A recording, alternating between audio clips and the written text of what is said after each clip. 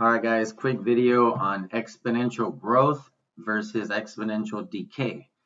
So the word growth usually means it gets bigger, and decay means usually that it decreases or gets smaller.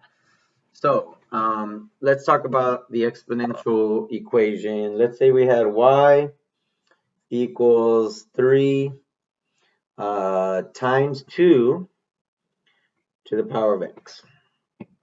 Okay. The reason that I know that this is going to grow, or it's going to be growth, is because that number right there, our rate in which it is multiplying by, it is being doubled each time.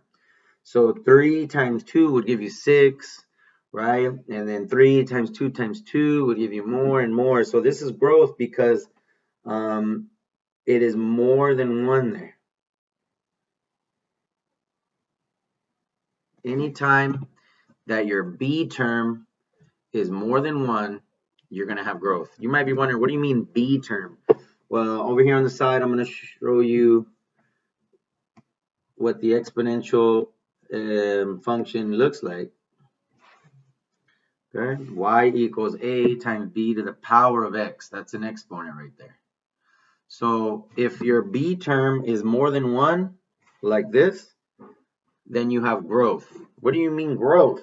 Well, let me show you what growth would look like if I were to graph it.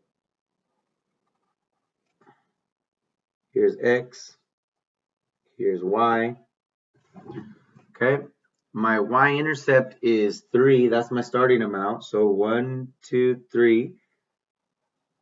Okay, my starting amount is 3. And then it's more than 1 here, so I know it's growth.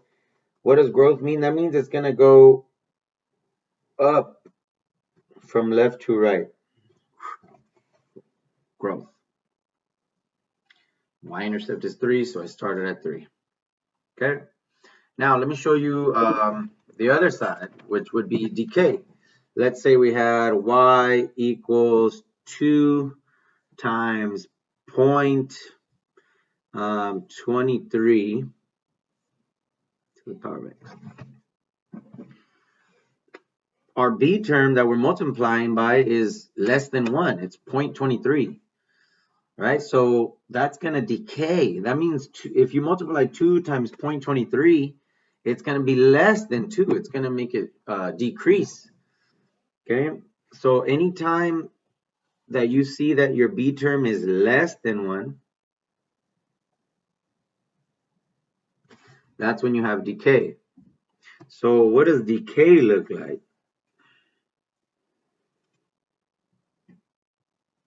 Well, my y-intercept is 2, so 1, 2. Okay. And it's decay, so it actually goes down from left to right. That is growth versus decay. Growth is more than 1 in the B term, and decay is less than 1 in the B term.